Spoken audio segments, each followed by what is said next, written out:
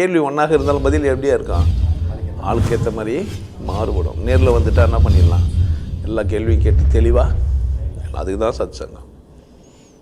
என்னுடைய நோக்கம் எல்லாம் மனிதர்கள் எல்லாம் மகிழ்ச்சியாக இருக்கணும், அவ்வளோதான். கூச்ச சுபாவம், மேடை மேலே பேசுறதுக்கு பயம், இதெல்லாம் சிலருக்கு இல்லை, எல்லாருக்கும் இருக்கும். சிலர்லாம் போய் 99 பேருக்கு இருக்கும், எவனோ ஒருத்த மட்டும் தான் பேசுவான். எல்லாம் பேசுவாங்க நினைக்கிறீங்க? நீங்கள் ஒரு கூட்டத்தை கூப்பிட்டு 199 பேர் கூப்பிட்டு பேச சொல்லுங்கள், பேசுவாங்களா என்ன? உள்ள தெளிவு இருந்தால் மட்டும்தான் பேச முடியும். இல்லைன்னா என்ன பண்ண முடியாது, பேச முடியாது. இல்லைன்னா எதுவுமே தெரியாமல் இருக்கணும், பேசலாம்.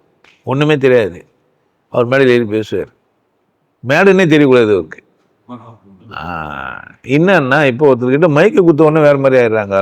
நான் இங்கே ஏன் வந்திருக்கிறேன் என்றால், ஏன் மைக்கு குத்தவொடனே, மைக்கு பிடிக்கிட்டோடனே நான் ஏன் வந்துடுறேன் தெரியுமா இங்கன்றாங்க.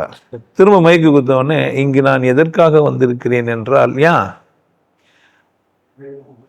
அந்த மெட்ராஸ் ஒரு படத்தில் ஒரு ஃபோட்டோ எடுக்கிறாங்க அப்படி நின்றுப்பான் திடீர்னு. உனக்கு சொல்லி கொடுத்துக்கிறாங்க என்னன்ட்டு. மேடையில் போய் பேசினேன்னா தப்பாக இப்போ பேசினேன் என்ன பண்ணுவாங்க, தப்பாயிடும், அசிமாயிடும் அப்படிலாம்.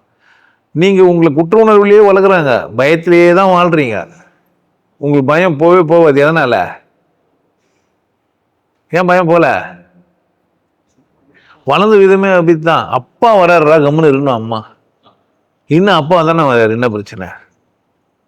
அப்பா பார்த்து பயம் குத்தி வச்சிருப்பான் அம்மா, அப்படி தானே? எங்கள் வீட்டில் அப்படி கிடையாது. நான் தான் பிள்ளைங்களை பார்த்து பயப்படுறது. ஏன்னா அப்படி வாழ்ந்துக்கிறாங்க அவங்க, நம்மளை பயம் குத்துது அப்படின்ற மாதிரி. புரியுதா எப்படின்னு ஐடியா? அந்த மாதிரி வந்துட்டு மேடையில் ஏறி பேசினான்னா அவன் பார்த்தவொடனே மக்கள்லாம் எவனா நம்மளை எதனா குறை சொல்கிற போகிறான், தப்பு சொல்கிற போகிறான், பயமுத்திர போகிறான், அப்படி தானே? எவனா எதனா சொல்லிட்டோம் பரவாயில்லன்னாலும் பேசுவீங்க, இல்லை எல்லாம் புரிஞ்சிச்சினாலும் பேசுவீங்க. அப்போ அந்த ஸ்டேஜ் பியர், அந்த மேடையில் ஏறி நடுக்கம், பயம், இதெல்லாம் போனோன்னா முதல்ல மேடையில் ஏறி பேசுகிறேன். ஏன்லாம் சொல்ல முடியாது. அது வளர்ந்து தான் இவ்வளோ. உங்கள் உளவியல் அடிப்பில் நீங்கள் எப்படி தான் வளர்க்கப்பட்டீங்க, அப்படியே தான் வளர்க்கப்பட்டீங்க. கணவனை எதிர்த்து பேசுனா தப்பு. ஒரு பொண்டாட்டி போய் என்னை எதிர்த்து பேசுறியா நீனும், அவன் ஷாக்காயிடுவா. இல்லை, அங்கேயே போயிடுச்சு கதை. அப்பாவை புள்ள எதிர்த்து பேசக்கூடாது, அண்ணனை தம்பி எதிர்த்து பேசக்கூடாது, மத போதவர்களை, மத முன்னிலையானவங்களை, மதத்தில் பெரிய ஆளுங்களை நீங்கள் எதிர்த்து பேசக்கூடாது, மத நூல்களை எதிர்த்து நீ பேசக்கூடாது, அப்படி தானே? இந்த மாதிரியே உன்னை வளர்த்து வச்சுக்குது.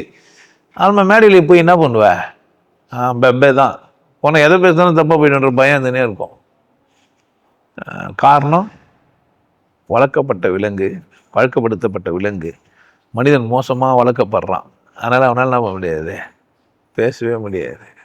சில ஸ்கூலுங்களெல்லாம் பாடநத்தும் போதே குழந்தைங்களெல்லாம் நல்லா பேச வச்சு, மேடையிலேயே பேச வச்சு, எல்லாருக்கூடும் பேச வச்சு, ஸ்டேஜிலேருந்து பேச வச்சே வளர்க்குறது சில பள்ளிக்கூடங்கள்லாம் இருக்கும். அந்த குழந்தைங்கள்லாம் சமூகத்துலேயும் நல்லாவும் இருக்கும்.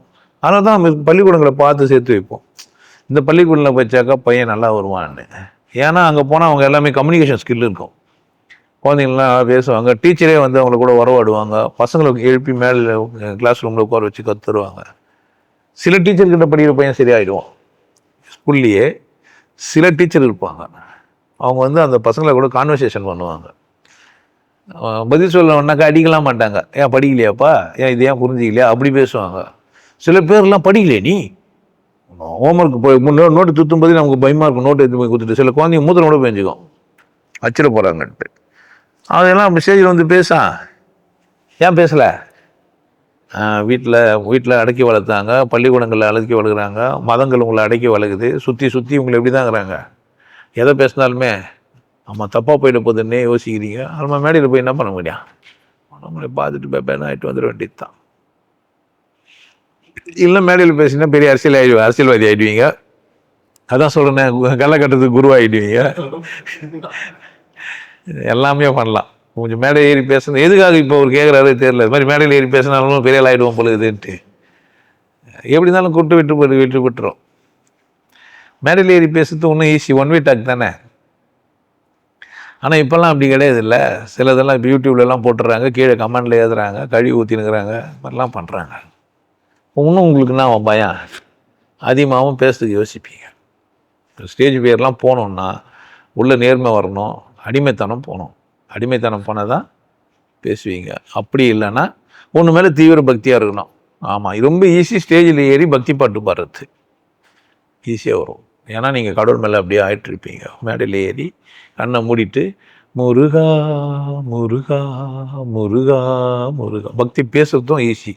ஏன் ஒரு மதம் சடங்கு உனக்கு புக்கெல்லாம் கொடுத்துட்ருக்கோம். நிறைய குருங்கெல்லாம் பார்த்தீங்கன்னா இந்த புக்கெல்லாம் எடுத்து வச்சுன்னு பகவத்கீதை பேசுவான், இல்லை குரான் பேசுவான், பைபிள் பேசுவான், இயேசுநாதர் இந்த வசனத்தில், இவங்களாம் மேடையில் நல்லா பேசுவானுங்க. காரணம் என்ன? ஒரு ஓல்டு இருக்குது.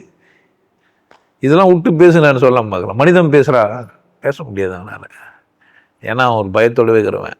ஆனால் மதம் நல்லா பேச முடியும் அவனால். கடவுள் தெரியுமான்னு ஒரு கேள்விகளை பதில் கிடையாது. ஆனால் கடவுள் பற்றி வேதம் இந்த வேதம், இந்த புக்கு, இந்த மதம் என்ன சொல்லிதுன்னா ரொம்ப நேரம் பேசணும்.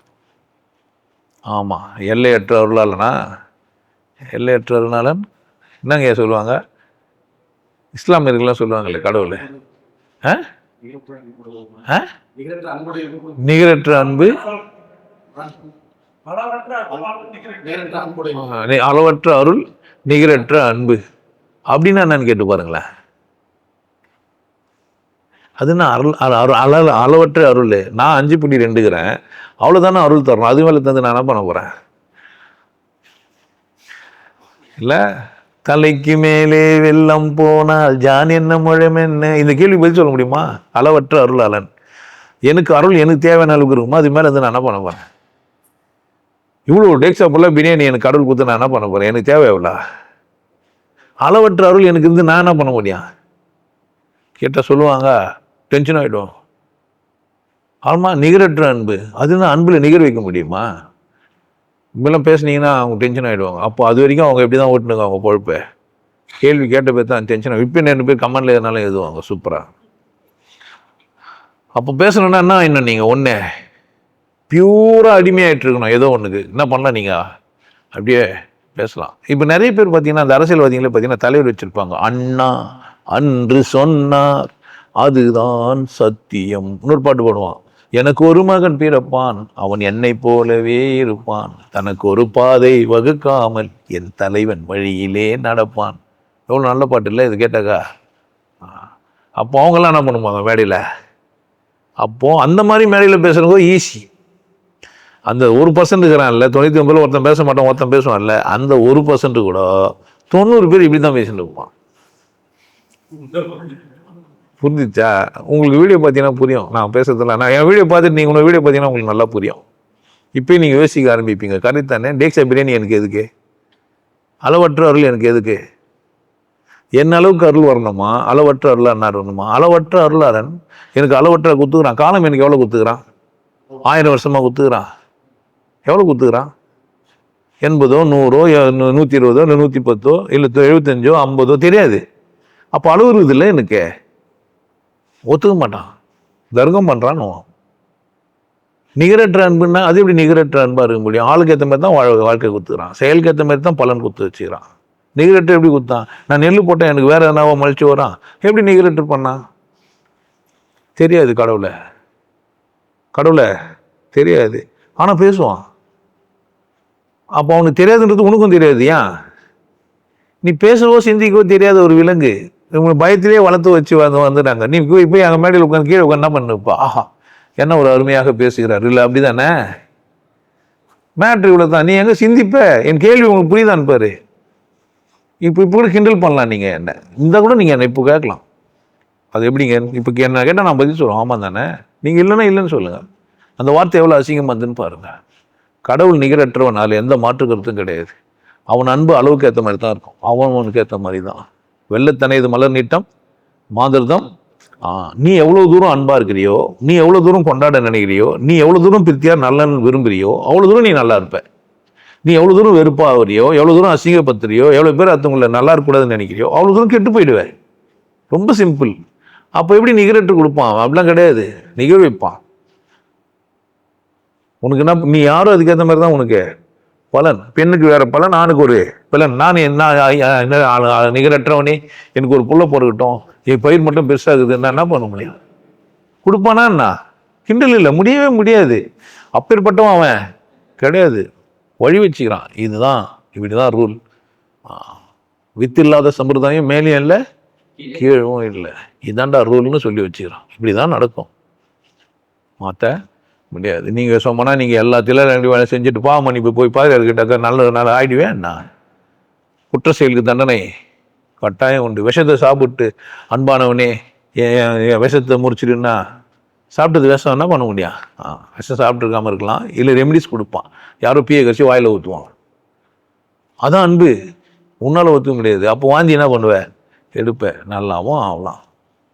அதனால் நீங்கள் உஷாராக பாருங்கள். மேடையில் போய் பயம் வர்றதுக்கு காரணம்னா, இல்லை பயம் இல்லாமல் இருக்கிறதுக்கு காரணம்னா, அந்த 1% பயம் இல்லாமல் போனதுக்கு காரணம் ஏதோ ஒன்று சரின்னு பிடிச்சிங்கிறது தான். அப்படி தானே? ஆனால் பேசுறதுன்னா அது கிடையாது. இதுதான் பித்தியார் வாழ பேசணும், புரிஞ்சிக்க பேசணும், சிந்திக்க தூண்டணும், கேள்வி கேட்டால் பதில் சொல்லணும். எல்லாத்தையும் செஞ்சுட்டு கம்முன்னு போய் உட்காந்துக்கூடாது. இப்போ நான் வந்து இப்போ இப்போ நீங்கள் இப்போ பேசும்போது உங்களுக்கு ஒரு சந்தர்ப்பம் இருக்குது, என்ன பண்ணலாம்? நீங்கள் கேட்கலாம். நான் அதுதான் வாய்ப்பு வச்சுக்கேன். கதவுகள் பூட்டப்பட்டது இல்லை, யார் வேணா வரலாம் சத்சங்கத்துக்கு. உங்களுக்கு கட்டாயமாக உணவு உண்டு. நான் என்ன சாப்பிட்றேனோ அதுதான்.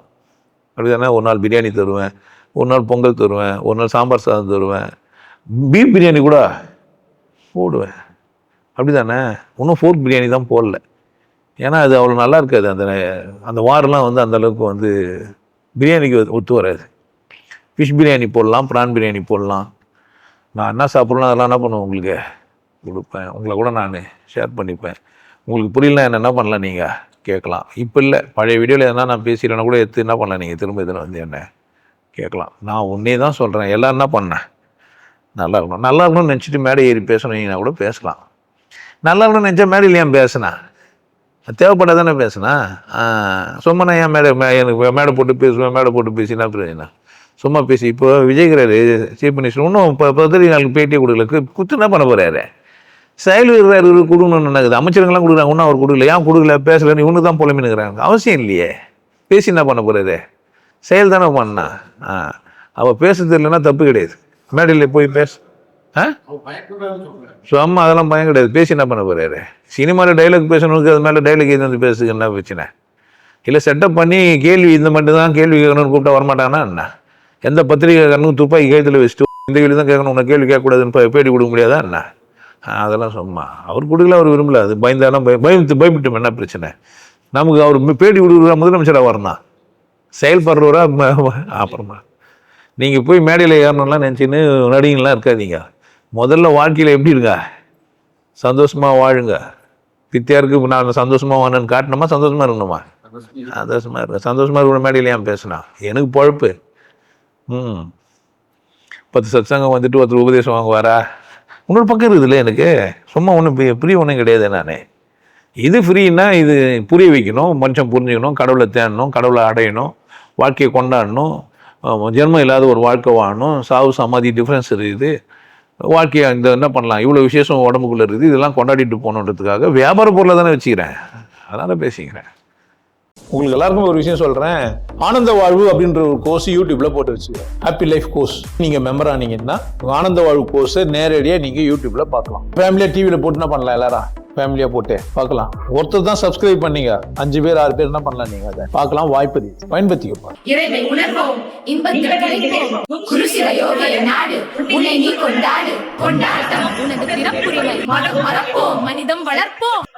நல்லா இருங்க, சிறப்பாக இருங்க, கொண்டாட்டமாக இருங்க. உங்களை நீங்கள் மதிப்பு மிகுந்தவராக மாற்றுறது உங்கள் கையில் தான் இருக்குது. நல்லா இருங்க. நான் ஒரு வாய்ப்பு என்னை பயன்படுத்திக்கலாம். நல்லது.